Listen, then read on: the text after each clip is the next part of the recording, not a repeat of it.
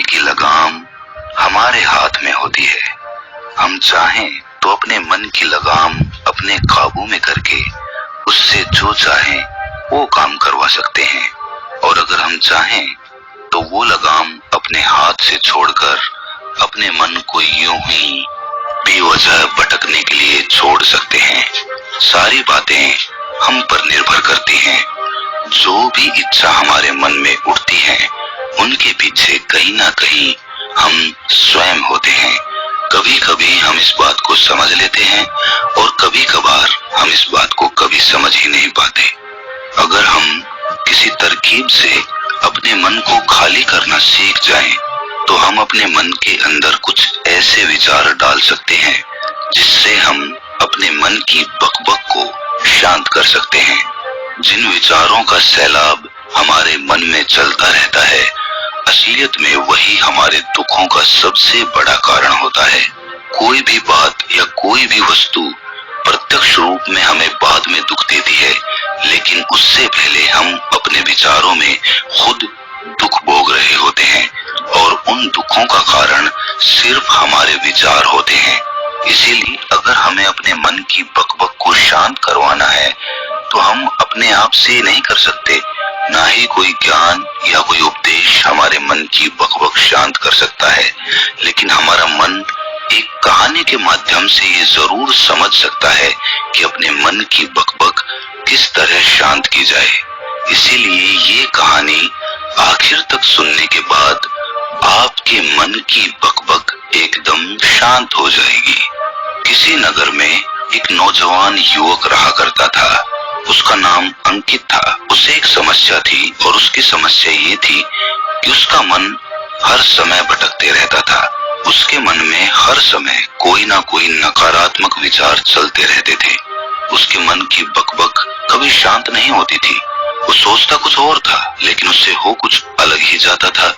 कभी वो अपने अतीत के बारे में सोचता था कि काश मैंने ये कदम उठा लिया होता तो आज मेरा जीवन कुछ और ही होता, या फिर वो अपने भविष्य के बारे में सोचता रहता कि कहीं भविष्य में ऐसा हो गया तो क्या होगा, कहीं मैं असफल हो गया तो क्या होगा, अगर मुझसे कोई गलती हो गई तो लोग मेरा मजाक उड़ाना शुरू कर देंगे।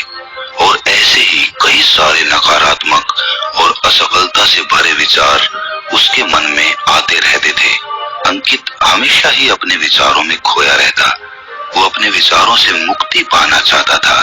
अंकित चाहता था कि उसके मन में कोई भी फालतू का विचार ना आए, लेकिन उसके चाहने से कुछ नहीं होता था, क्योंकि उसके मन में विचारों का सैलाब हमेशा चलता रहता था। एक दिन अपने मन के विचारों से परेशान होकर वो एक जंगल में एक बौद्ध भिक्षु के पास पहुंच जाता है। बौद्ध भिक्षु के पास पहुंचकर अंकित अपने जीवन की एक घटना बताता है, और वो उन्हें ये भी बताता है कि उस घटना ने उसके दिमाग और उसके मन पर किस प्रकार प्रभाव छोड़ा। अंकित ने कहना शुरू किया कि बचपन में मैं बहुत ही निर्भीक बच्चा हुआ करता था। मुझे किसी का कोई डर नहीं था। कोई भी काम मैं बड़ी आसानी के साथ कर लेता था। ना मैं उसके परिणाम के बारे में सोचता था, और ना ये सोचता था कि ये काम अगर मैं करूंगा तो लोग क्या कहेंगे। लेकिन कुछ सालों पहले आर्थिक रूप से मजबूत होने के लिए मैंने कुछ धन घर वालों से लेकर एक नया काम शुरू करने का सोचा। उस काम के बारे में मुझे सभी ने राय दी कि इस काम में ज्यादा मुनाफा नहीं होगा, तुम्हें नुकसान हो सकता है। मेरे घर वालों ने भी मुझे समझाया, लेकिन मैं अपनी बात पर अड़ा हुआ था और उस काम को करना चाहता था। और जब मैंने जिद की तो घर वालों ने कुछ धन मुझे दे दिया। उस धन से मैंने उस काम की शुरुआत की, लेकिन दुर्भाग्यवश उस काम में मुझे हानि का सामना करना पड़ा। मुझे बहुत नुकसान हुआ। मेरा सारा धन खत्म हो गया था। मैं पहले से ही परेशान था, और इस पर मेरे घर वालों ने मुझे कहना शुरू कर दिया, डांटना शुरू कर दिया कि हमने तुम्हें पहले ही मना किया था, लेकिन तुमने हमारी कोई बात नहीं मानी। अब अपने कर्मों को अपने आप भुगतो। ये घटना मेरे जीवन की एक ऐसी घटना बन गई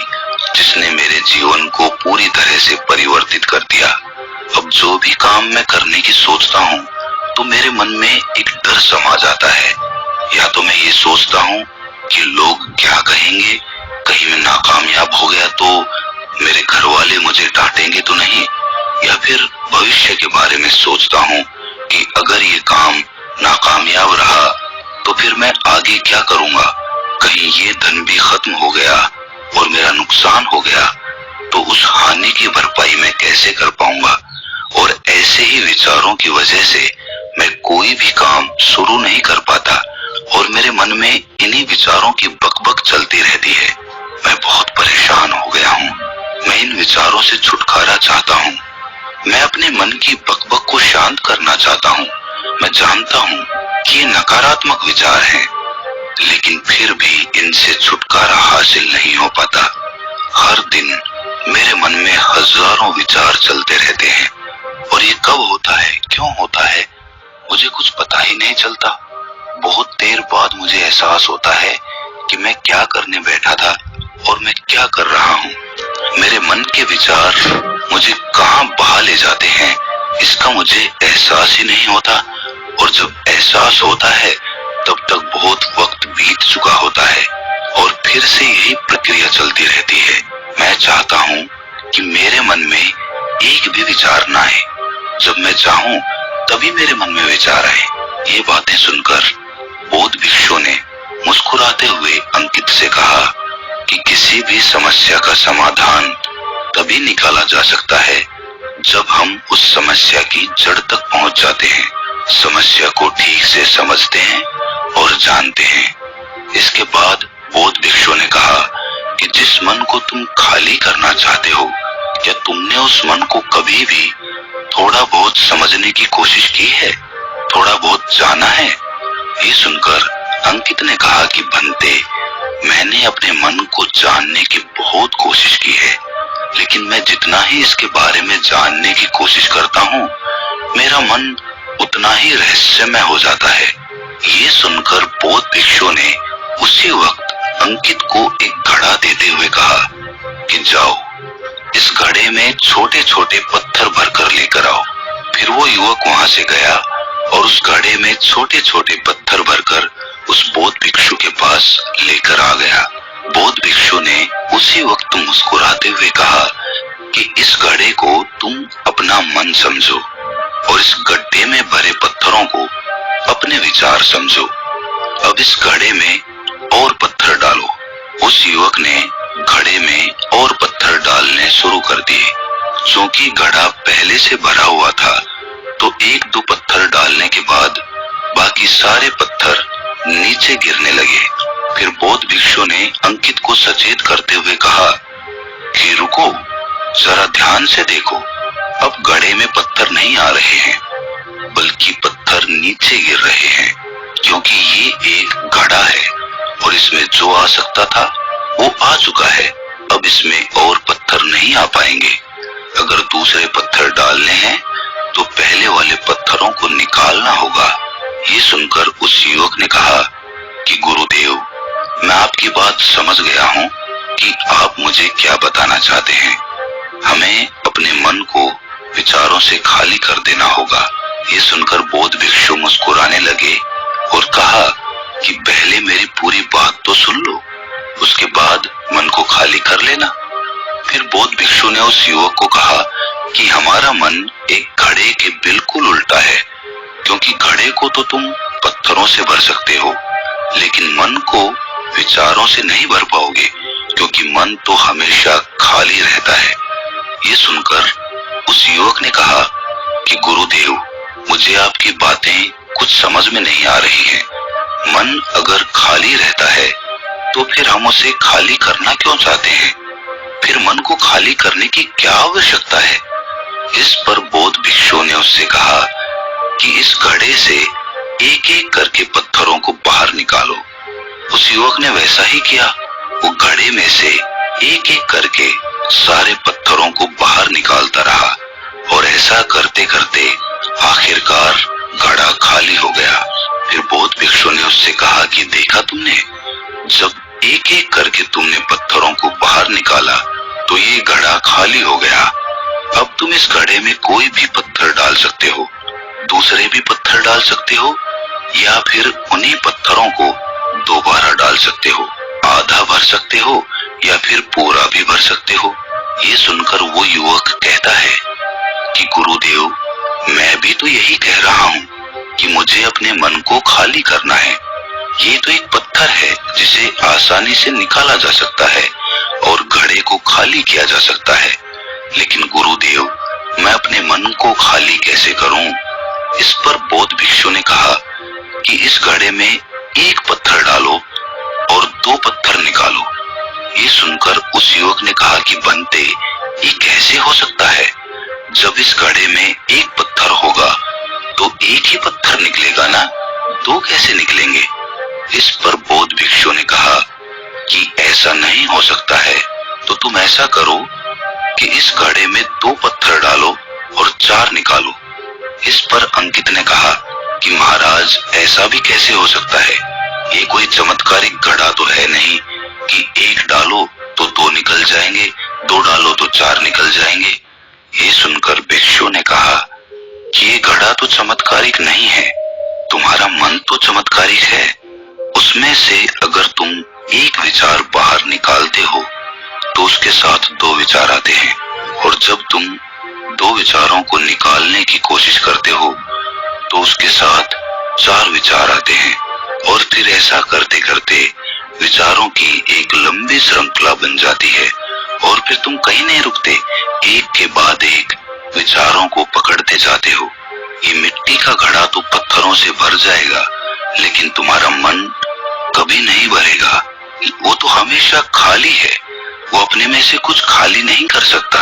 ये इस मन की माया है कि सब कुछ है लेकिन फिर भी कुछ नहीं है। इस पर उस युवक ने कहा कि बनते, मैं आपकी बात समझ रहा हूँ, लेकिन क्या मैं हमेशा अपने विचारों के जाल में ही फंसा रहूंगा? क्या इस मन के माया जाल से निकलने का कोई रास्ता नहीं है? ये सुनकर बौद्ध भिक्षु ने कहा कि इस मिट्टी के घड़े में आधे पत्थर भर दो। उस युवक ने ऐसा ही किया।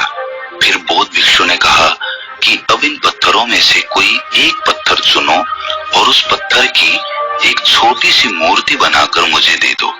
मैं जानता हूँ कि तुम एक अच्छे कलाकार हो। अंकित ने एक पत्थर निकाला और उस पत्थर को बौद्ध भिक्षु के सामने तराशने लगा।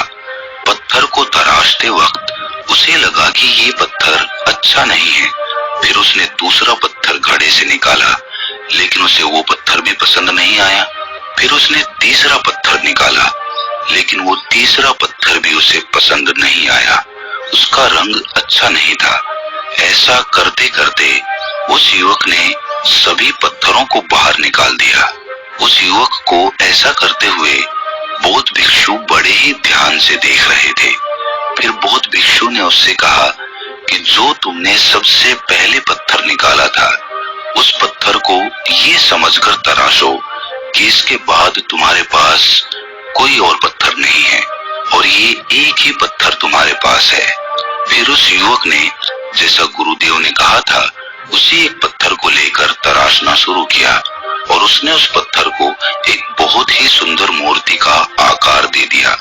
उस मूर्ति को बौद्ध भिक्षु को भेंट करते हुए उस युवक ने कहा कि गुरुदेव, इस पत्थर से इतनी सुंदर मूर्ति बन सकती थी, मैं ये सोच भी नहीं सकता था। उस युवक की बात सुनकर बौद्ध भिक्षु ने कहा कि जब तुम्हारे पास और कोई दूसरा विकल्प नहीं होता है, तब हम उस विकल्प में ही संपूर्ण ऊर्जा लगाते हैं और उसी को सबसे बेहतर बनाते हैं। और जब हमारे पास कई सारे विकल्प होते हैं तो हम पत्थर चुन भी नहीं पाते और मूर्ति बन भी नहीं पाती। हमारा मन भी एक विचार के पीछे हजारों विकल्प खोल कर रख देता है और एक मुख्य विचार को छोड़कर उन हजारों फालतू के विचारों में उलझ कर रह जाते हैं। फिर उस युवक ने कहा, गुरुदेव, मैं आपकी बातों को बहुत अच्छे से समझ गया हूँ, लेकिन अब मुझे क्या करना चाहिए? कृपया आप मेरा मार्गदर्शन करें। भिक्षु ने उस युवक से कहा कि मन को खाली करना, साफ करना 1-2 दिन का काम नहीं है, ये बहुत लंबी प्रक्रिया है। तो क्या तुम इसके लिए तैयार हो? वो युवक कहता है कि जी गुरुदेव, मैं तैयार हूँ, चाहे कितनी भी लंबी प्रक्रिया क्यों ना हो। ये जवाब सुनकर बौद्ध भिक्षु ने कहना शुरू किया कि सबसे पहले तो तुम ये समझो कि मन हमारा दुश्मन नहीं है। हमें मन से कोई चीज निकालनी नहीं है। ये ख्याल ही निकाल दो कि तुम्हें मन को खाली करना है। तुम जितना ही अपने विचारों को रोकने की कोशिश करोगे, विचार दुगनी ऊर्जा के साथ तुम पर आक्रमण करेंगे। ध्यान रहे, मन एक बच्चे की तरह होता है। अगर हम बच्चे से कोई चीज छुपा कर रखना चाहते हैं, छुपाने की कोशिश करते हैं, तो बच्चा उसी चीज की जिद करने लगता है, उसी के बारे में सोचने लगता है। इसी प्रकार जो भी विचार हम अपने मन से निकालने की कोशिश करते हैं, तो उसको निकालने के लिए, उस विचार को निकालने की प्रक्रिया के संबंध में सोचना शुरू कर देते हैं और फिर उसको निकालने की प्रक्रिया के संबंध में ही हमारे मन में विचार उठने लगते हैं और हमारा मन उसी विचार के इर्द गिर्द घूमता रहता है। और हम जितना ही उस विचार को निकालने के बारे में सोचेंगे, मूलतः हम उसी विचार के बारे में सोच रहे होंगे और आखिरकार हम पाएंगे कि उस विचार को तो हम निकाल ही नहीं पाए जिसको हम निकालना चाहते थे। उल्टा हमने उस विचार को अपने मन के अंदर और गहरी जगह दे दी। एक सूत्र हमेशा याद रखो, आने दो और जाने दो। तुम उनके साथ छेड़छाड़ मत करो। उनको निकालने के बारे में मत सोचो, उनको पकड़ने के बारे में मत सोचो। बस ये समझो कि विचार आया और चला गया। तुम मात्र देखने वाले थे, तुम साक्षी थे। और जब तुम्हारे अंदर साक्षी भाव उत्पन्न होने लगता है, तो तुम दृष्टा बन जाते हो, देखने वाले बन जाते हो। और जितना ही तुम अपने विचारों को देखते जाते हो, उतने ही तुम्हारे विचार खाली होने लगते हैं। देखते देखते साक्षी भाव में तुम पाओगे कि एक दिन तुम्हारा हृदय, तुम्हारा मन विचारों से बिल्कुल खाली हो चुका है। क्योंकि देखने मात्र से उन विचारों की निरर्थकता हमें पता चलती है। इसके बाद बौद्ध भिक्षु ने कहा कि जब तुम किसी टूटे फूटे रास्ते पर चलते हो, तो क्या तुम गड्ढों को भरते हुए चलते हो? नहीं, तुम उन गड्ढों से बचकर सीधे अपनी आंखों को उस रास्ते पे टिकाकर आगे निकलते जाते हो। तुम्हें कुछ लेना देना नहीं है, तुम उस पार उतर जाओगे और रास्ता और वो गड्ढे दोनों पीछे रह जाएंगे।